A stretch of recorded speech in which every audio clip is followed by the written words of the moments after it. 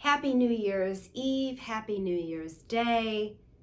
If you're looking for ways to spiritually, powerfully release one year and usher in a new year with a fresh energy of what you're desiring to create, that's what I'm going to offer you in this video. 2 practices that I do every year that you can take into your New Year's Eve evening and or New Year's Day practice. The first ritual is about releasing the old. This ritual is a burning ritual. Burning meaning an actual fire and something that you put into the fire that is a representation of something you want to let go. Now, it may be a physical thing that you want to release, but more often what we're talking about is something you've recognized this year inside of yourself that you want to put in the past, that you want to emerge beyond, that you want to be better than. I, for example, did a burning ritual on the winter solstice. And what I wrote down on a piece of paper was that I was releasing playing small. I was releasing this part of how I believed I needed to operate to survive in the world, which was being less than my full magnificence. Now, that served me when I was young. That served me in certain environments. But today, for what my dreams are going into 2021, that will only hold me back. That's what you're looking for. What has been a part of you? What has been a pattern of behavior or thinking that you no longer want to bring into the new year? And I'm sure this has been true for me and all my clients that I've talked to, that 2020 gave you an opportunity for silence, for reflection, for seeing parts of yourself that you know are not serving the future you want to create. So it's as simple as writing down on a piece of paper and then placing that piece of paper into a fire. If you have a fire pit, fantastic. If not, you can use a glass cooking bowl or a steel pot, and just obviously being responsible, keeping water next to it just to be sure you don't harm yourself or anyone else. But those methods should work effectively. Take the paper, put it in, and burn it. I also really recommend, if you're spending New Year's Eve or New Year's Day with loved ones, that you can create this as a group ritual. It can be wonderful to do alone, but even more fulfilling with trusted people to share this process together.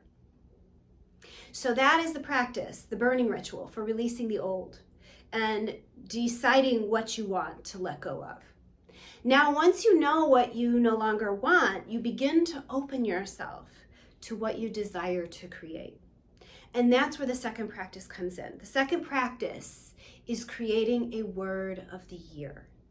A word of the year is your personal mantra that when you speak it, when you think it, when you align with it, you shift.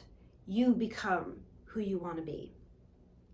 You can see potentially, depending on how you're looking at this video, on my wall, the word limitless is up on my wall. That was my word for 2020. And while many plans got canceled, many goals had to be reshaped, that word limitless guided me through the year. And as I look at where I was in January and where I am here in December, I really took the limits off of where my thinking had hindered me, where I had personally stopped myself. And so this word has been with me in everything I've done. Now for 2021, I'm trying something different. Try this on if you like, if it resonates with you, or maybe this helps you shape which is your one right word for 2021. This year, what I'm testing out is I'm actually going to have 2 words of the year.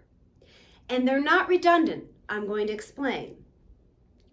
Many of you who've been following me will know that recently I have been talking a lot about the distinctions between masculine and feminine energy. The masculine is the part of us that's logical and linear. It's the part of us that makes plans, set goals, uses data and research to carry that forward. It's the part of us that is the warrior that sets boundaries, that will fight to protect and provide. We all have this part of ourselves, very action-oriented, very productive. We also have a feminine side.